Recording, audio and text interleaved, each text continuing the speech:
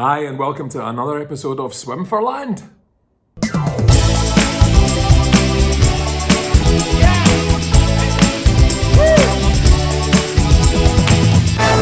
Hello, I'm Tom Urie. This is the Swim for Land podcast, in which we talk about mental health with people who are comfortable talking about it. It's slightly different this week because my guest is writer, broadcaster, actress and comedian Ashley Storrie, who also happens to be one of my best mates. Ashley and I talk about autism this week and being diagnosed as an adult and what it means to the person who has autism and to their families and to society as a whole, and the way society views it as well, which is changing, thankfully. So without further ado, ladies and gentlemen, boys and girls, it's Ashley Storrie!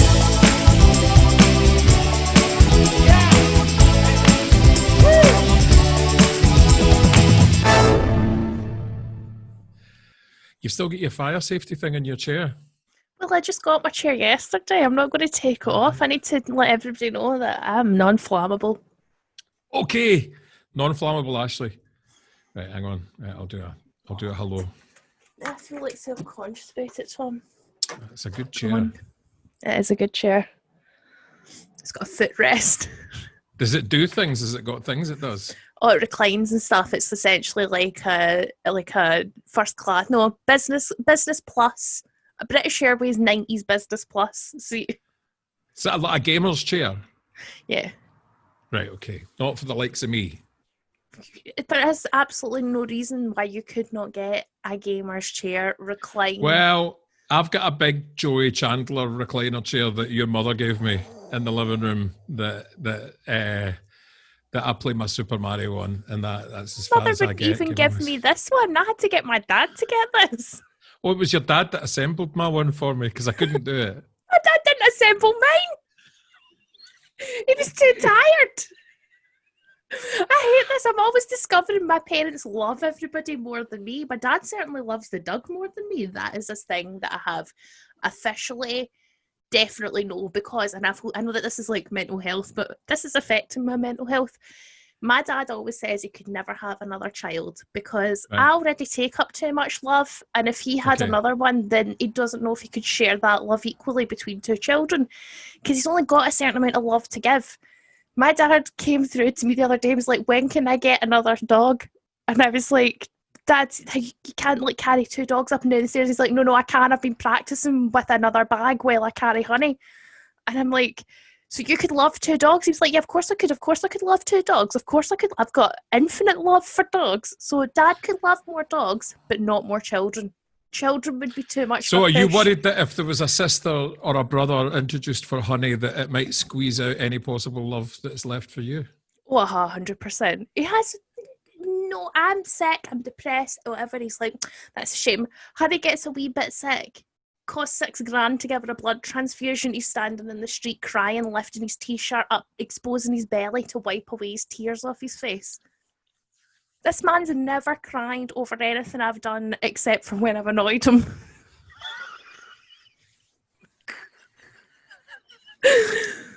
But that fat sausage dog, he's like, bless her.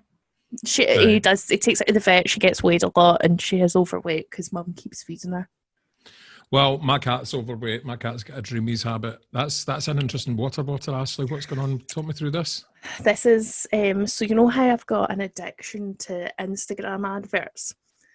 I got this advertised last week to me, and it is called the Hydrate water bottle, and it connects my phone. And every time I take a sip of water, it sends me some praise via my phone so that I can boost my hydration.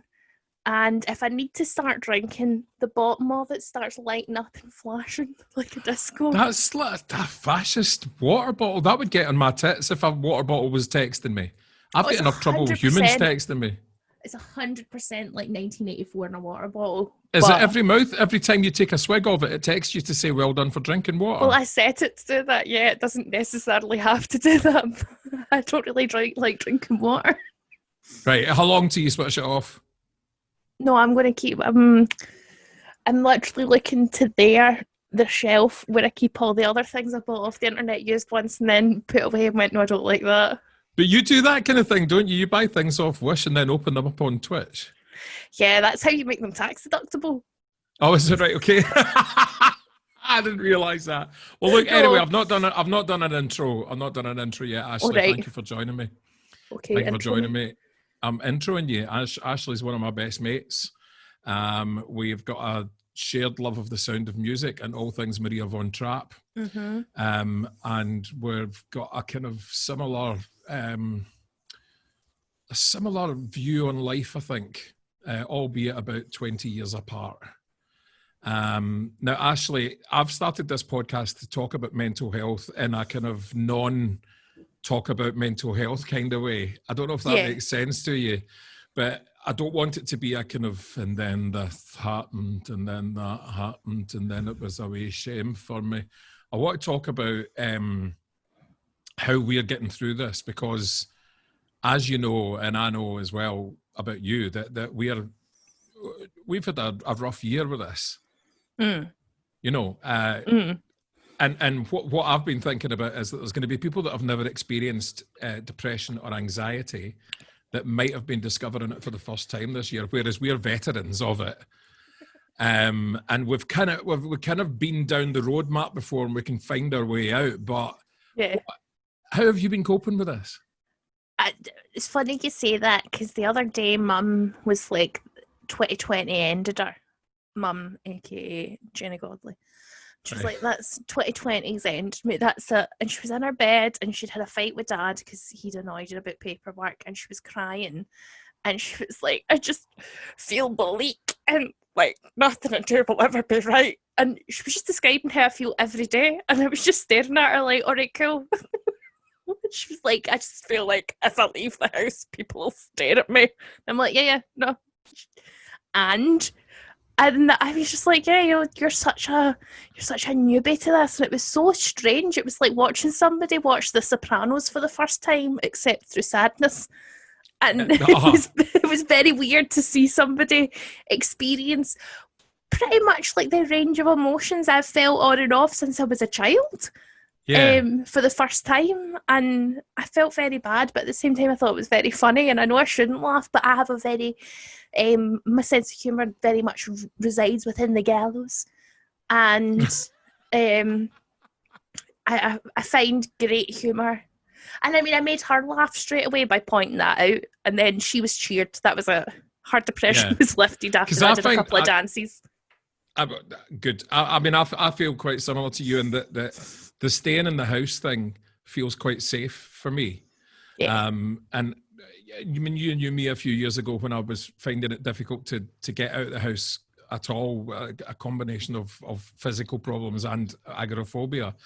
I feel a little bit agoraphobic again this year, in that I'm a little bit more concerned about re-emerging into the world once it opens up again, because I think I've got quite used to being safe and being in here and not having to deal with people. Yeah, I'm dreading when this is over and everybody wants to have that, you know, like at the end of World War II, where everybody was just like pumping like crazy.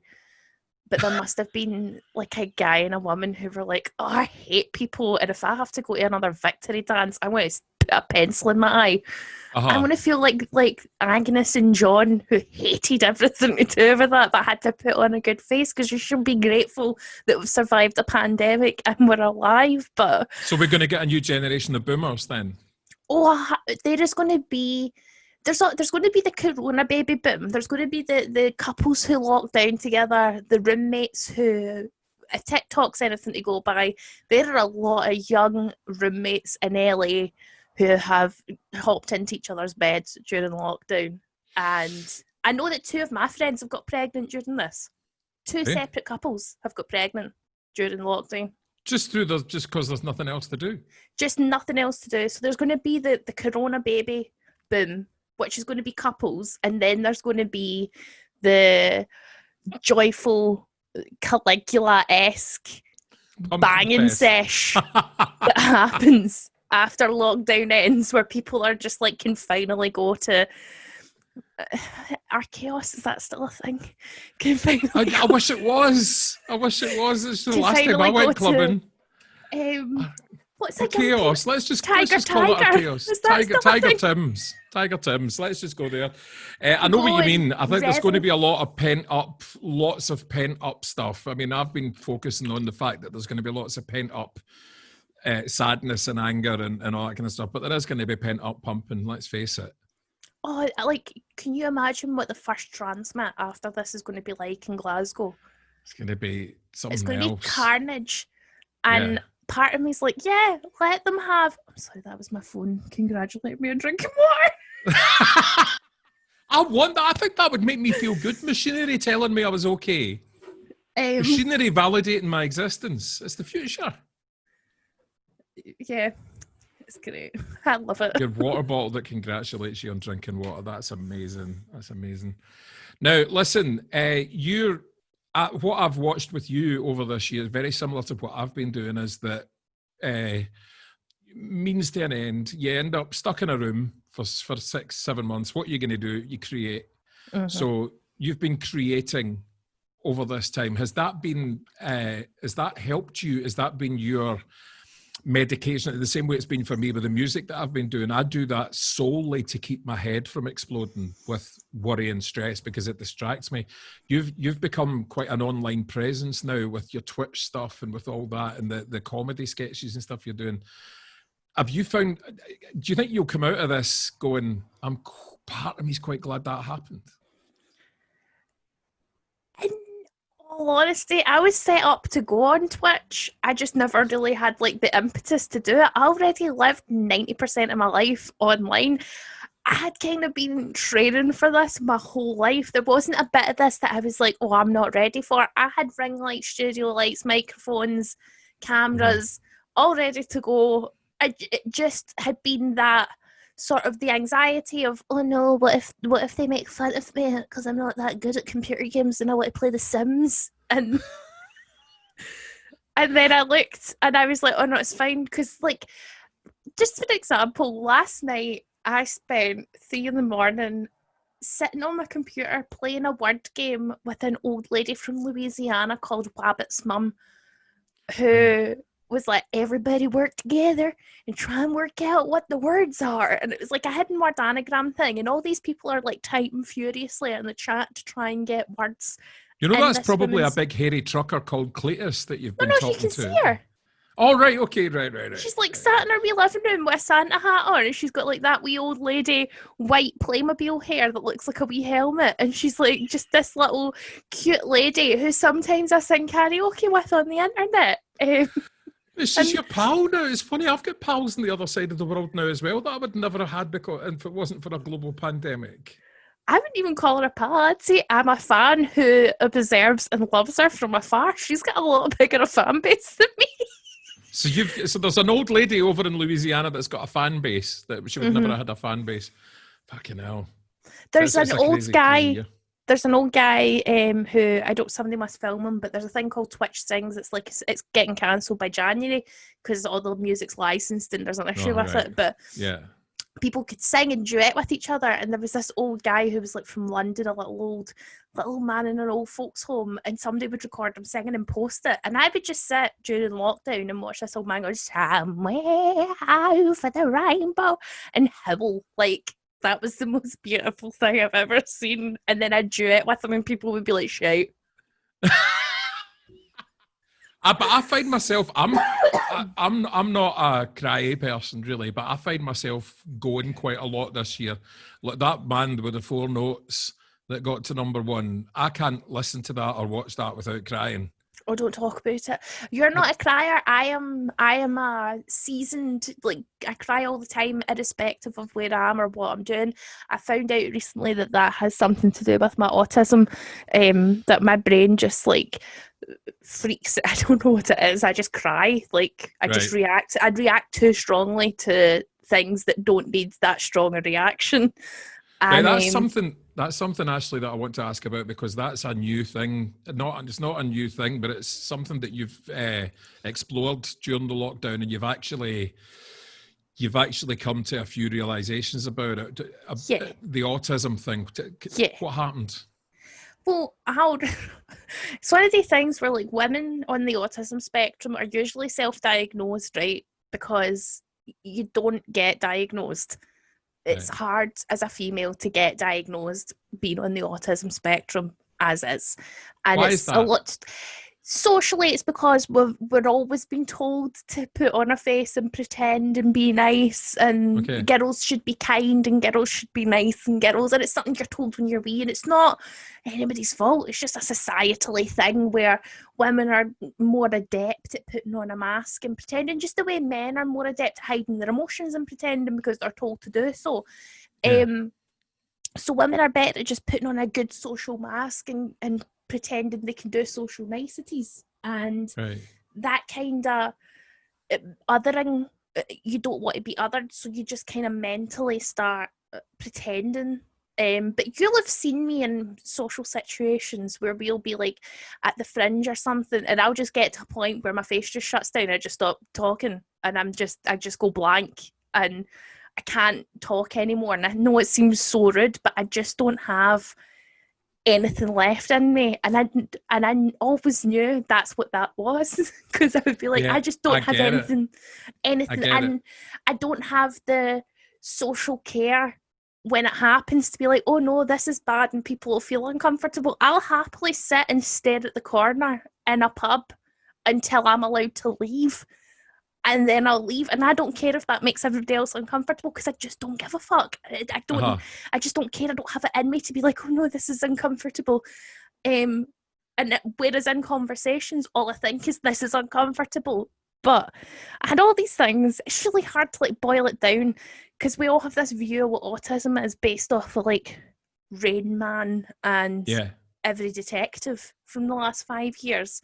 And it's just not that. And I thought, I'm going to get full diagnosis. I want to get it done because I want to be able to talk about it. And it's one of these things where people are like, right, what shows your badge then? Because if you're going to talk about this, you better have your paperwork done. Because if there's something an autistic person is, like, it's documentation. So I sat down, and I was like, oh no, what if after she does all this background and I sit with these psychologists and they take me through all these tests when I read a book and I touch toys and I arrange things, what if they go, no, you're not autistic? And I kept verbalizing this to them. I was like, what does that mean is wrong with me? And then they got to the end and this test, and the neuropsychologist and the verbally person, the linguisticy person looked at me, and I was like, can I get feedback just now? And they were like, oh yeah, you're 100% autistic. I can't believe you ever thought that you weren't going to. And the things that they described that I hadn't even like noticed, like when I had a puzzle and I had to ask for extra pieces, and I was an idiot and Googled this before I went, so I knew this was going to happen, but I didn't know where the test part of it was. So when I asked for other pieces, I didn't look at anybody. Like, I just put out my hand and was like, can I get other pieces? It wasn't like something I thought about. It was just, I didn't think to make eye contact with a woman when I was asking for other pieces of this puzzle. And I do that all the time. Like, I'll just ask for something and I wouldn't think to look somebody in the face when I'm like, oh, can I get a cup? Because it doesn't seem important in my head. Well, and the hand clapping thing, that was the other. Talk to me about this. What's hand clapping? I clap my hands. Like, when I get really anxious, I just start doing like hand clapping or flapping's a thing as well, isn't it? Flapping's a thing. Finger counting. I do that all the time. And I play fingers and I play music on my teeth. I play music on my teeth like a piano. Because I've spoke to you about this before. Over the past couple of years, I've done a few online tests for autism. And every time I do it, it blows up the internet. You know, it basically comes back going, aye. And I've never been, I've never pursued that. But I kind of brought it up to my family at Christmas. Because my niece is a GP, and I kind of said, it might be a wee bit of spectrum thing with me. And one of my relatives went, hands up who thinks Tom's got autism, and they all went like that. And I went, really? And they all went, of course. And I was like, And then because their argument was about them being able to play any song thing and the Rain Man music kind of thing and all that. But the way I identify with you is the social situation stuff. Yeah. And you and I will both sneak out of the party at the same time. Yeah. And I can tell when you're uncomfortable because you know when I'm uncomfortable. And I go to about 1 out of every 20 things I'm invited to because I just know I'm going to be like, oh my God. Can I ask you a question? And this was the thing that I found most disturbing, and I know it's true about myself, but I found it a hard pill to swallow. And it was something, one of the good things about being diagnosed is there's things about myself that I've constantly tried to change and then been told, no, that's part of your diagnosis and maybe you can accept it rather than hurt yourself trying to change it. Mm-hmm. Is that when other people are talking to me, if I'm not interested and it's not something I'm into, I struggle to actually listen to what they're saying and mainly just think of what I'm going to say next. Ashley, God, remember I sat in for a radio host, not you, Okay. a different one. And it was one of these magazine programs where it's like loads of different people that you have to interview. And one of the items was this motivational guy that goes into offices and takes them out skydiving and stuff. And he was kind of David Brent kind of and I just after about 90 seconds I was thinking about my car and crisps, and I just was like, I can't concentrate on the thing I'm not interested in. And I was going, I couldn't do this. I wouldn't be able to host this thing because I can't concentrate on something that I'm just not the slightest bit interested in. My mind just, it's like Homer Simpson's mind when he just starts playing, a cuckoo clock. I can't focus on it.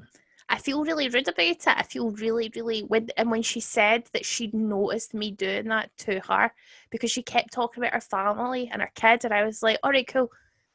And I didn't ask any further questions. Like, I didn't, when she started talking about her daughter, I was like, all right, cool.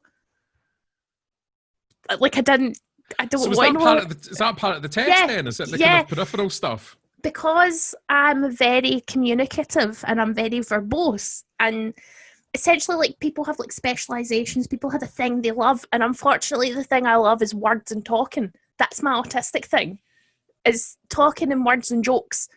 And that's all I want to do, is learn new words and say new words and tell stories and make people laugh and convey these things. So it's hard to get past that to see all the other things. So they brought I think she's a neuro-linguist into the ADOS, or the NLP which is like, people. I don't know. She was a specialist in autism and linguistics, and they brought her in along with the psychologist for the ADOS, which is like the final test after you've done all of your background and your history and other tests. You do this ADOS 2, I think it is, testing, and then they add up everything and they give you a number at the end of it. And usually girls don't test autistic on just the ADOS test alone. Okay. And it has to be all the other stuff. I tested autistic on the ADOS test alone. Right. And then had stuff added to that. So that's why my number was higher than I expected. Or my spectrum was higher than I expected. But she would bring up stuff to do with like her family or her husband. And I would just be like, oh yeah. Or I'd make a joke. I'd be thinking while she was talking and be like, I'm going to make a joke about how husbands are bad at buying things or something. And that's all I'd be thinking. I wouldn't be thinking, I want to know more about her husband, or I wonder what our relationship's like. I didn't think that was weird until she said, that's weird. Do you not think that's weird that when people talk about their personal life that you go, and don't engage? And I was like, no, I didn't think it was weird until you've said it. But I do know that when you were talking, I felt very anxious that you were sharing your personal life with me and thought it was unprofessional and didn't want to hear it and was just thinking about jokes in my head. And she was like, yeah, you can't make yourself feel bad about that. It's just how your brain works. You don't, when people are, if you're not engaged, you're not engaged. And I think about all the times in school where like stuff's, and I've just struggled so hard to like absorb the thing that they're talking about. And and that's why ADHD and autistic spectrum disorder, there's like a Venn diagram. Okay, because I've wondered about that, because I found it very hard to concentrate in school. I shut down about 13, 14. I just went and failed everything. Just failed everything because I couldn't follow what was going on, especially in things like maths and history and geography and anything that was kind of English. I loved, and music I loved, and everything, but any kind of academic subject where there was a thing you had to follow, I just got completely and utterly swamped by it and overwhelmed. And another thing that I have, and I always wonder if this is a thing, a thing that somebody would say, oh, that's a thing, is I'm joining in with a joke with somebody and thinking it's a hoot, and then like 2 days later they'll phone me and go, I was really, really offended by that. And I go, what? And they go, I was really upset by what you said. And I went, but they said it and you said it and we were having a laugh. And they were like, no, you really went. And that happens to me all the time, to the point now where I just keep my mouth shut a lot of the time, because I think of a funny joke to say to somebody and then I go, nah, it's not worth it. It's not worth it. It's not worth the risk of them phoning me. And I had one pal in particular who used to wait 6 months and then tell me, do you remember that time 6 months ago? I don't know if you just get sensitive pals though. I know that everybody I've ever met are a bit flim-flammy. So that may be it. Maybe I'm right. Maybe I'm fine. But no, it is a real thing that I've become really aware of as I've got older, is that I think I'm joining in with a laugh with folk, and then they go, what? And I'm like, oh, I didn't mean it. I thought I was joking. I think it bears saying that I am in no way an expert on any of this. I literally have the 6 sheets that they wrote about me, and I read it probably once a week and go, but what does that mean? And I know how I feel, and I just know that autism isn't this one-dimensional thing that we're shown, and I think it's worth having a wee look into it if you feel like you, Tom, that there's just something not clicking into place, that it's worth having a look at. But as I say, no way, shape or form an expert on the subject. I just know that my daddy's autistic, and I always wondered, if it's learned behaviour or genetics. And then I read this thing about how it's definitely genetic. It runs in families. It's definitely genetic. And then I was like, I wonder if it is genetic. And I have a lot of thoughts about it. And I can tell you my thoughts, and I can tell you how my experience is, and I can tell you what the experts have said about my special brand of neuro-linguistic verbose autism, in which apparently I speak like a Victorian lady when I'm nervous. Right. I do. But you could use that to your advantage, though. But that's essentially what she said. Is she was like, you're incredibly lucky that all the things that make you autistic, like subject wandering, where somebody will ask you one thing and then you've wandered onto another thing completely, but then you can bring it back, or talking in a weird way, or putting on voices and pretending to be a character to cope with a situation. All the things are things that you've monetized and made into jobs. So do you think that a lot of people in our industry are spectrumy? I think that there's a lot of actors who are on the spectrum. I think there's a lot of comedians who are on the spectrum. I think that the idea that everybody's on the spectrum is a fallacy. Yeah. And it's like when people who are like, oh, I need to get my toilet cleaned, I'm so OCD. I'm like, you're not, because I have friends who have actual OCD. I've got friends that, me too. Who stand and they get at the door about that. But never mind them getting upset. I've seen actual OCD, and it's not having your toilet clean. It's standing and switching turning the light switch off 17 times, or crying because they can't get the lock to do the thing they need it to do in order to leave the house, which is a weird click that it makes sometimes, but it only makes it sometimes, so they have to keep unlocking and relocking it until it makes that click, or we can't leave the house because they might die. And that's obsessive compulsive disorder. It's not, you know what I'm like, I need my candles lined up. It's not that. So listen, see, when you finally got the diagnosis of autism, how did it feel? Was it a relief? part relief, part, like I say, about things that I didn't want to know about myself. Maybe that I was just like, oh, the things that I thought made me autistic were not the things that actually made me autistic, and there was a lot more to it, and it was nice to understand it. But even the people I was working with, the people who were diagnosing me, were like, it's good you didn't get diagnosed when you were a kid. It's good that you couldn't fall back on a diagnosis, because the way you've learned to cope with that has become who you are, and that's become your job. That coping mechanism has become your work, and maybe that wouldn't have happened if you didn't have to cope as much. Aye. So it's a weird thing. Like, you don't want to tell people, or don't get help, because you might end up like making it into a career. making it into a career. But I think that there's definitely something to be said for people on the spectrum, like yourself, if you are, who's found music and just goes, because I'll message you at 7 a.m. and you'll be like, not slept, just been working on my music, and I'm like, not slept, I've been editing a video, or trying on wigs, or I've got a new character who's like PewDiePie, the streamer, but he's called Poopy Pie. I'm not slept. See, that's when I become 51. I'm like that. I don't know what PewDiePie the streamer is. I've not slept because I've been gluing antlers onto all of my headphones so that I can look cool. I get that.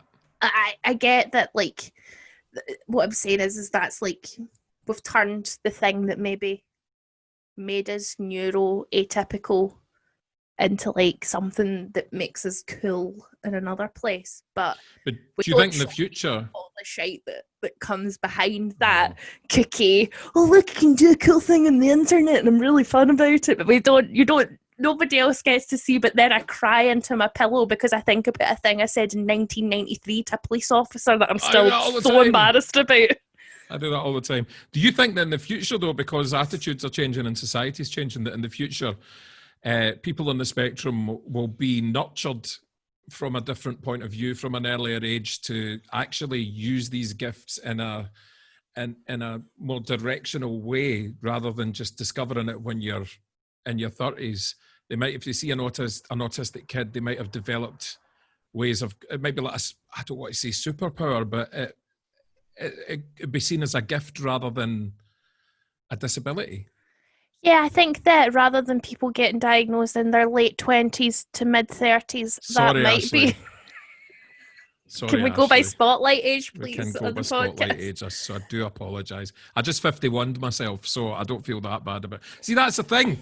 You would phone me in 2 days and go, I can't believe you said I was in my early 30s. No. And I'll go, oh.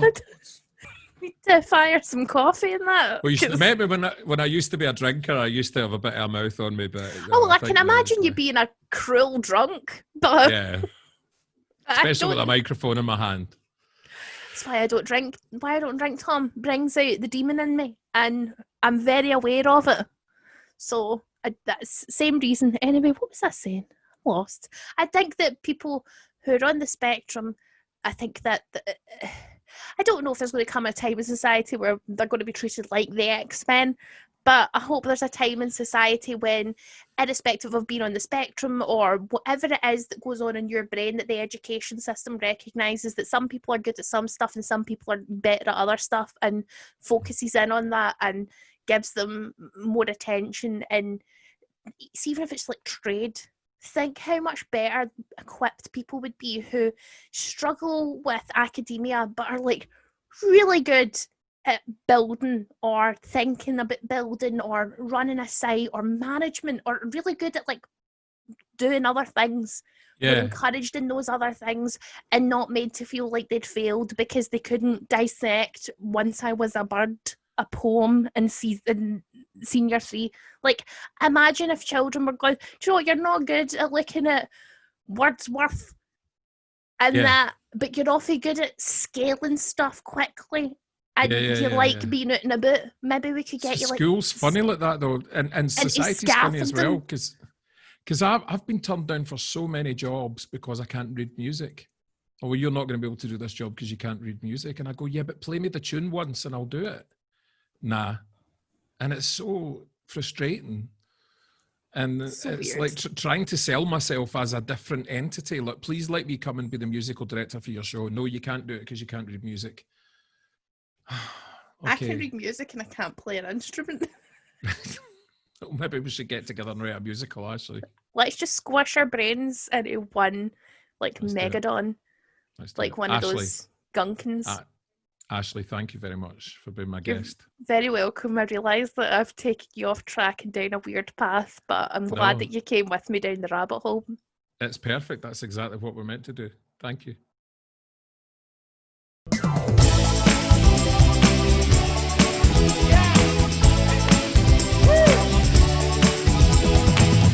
Thank you, Ashley. Thank you for being fantastic. And I'm going to get one of those water bottles. I would like to say thank you this episode to my sponsors, RHA Audio, who make my favourite headphones. Ashley and I, you both used these in this episode, and you can see them online. The link will be posted near this podcast somewhere. Next week, my guest is writer, actor, broadcaster, and all-round good guy, the fantastic Sanjeev Kohli. Until then, stay safe and keep the heat.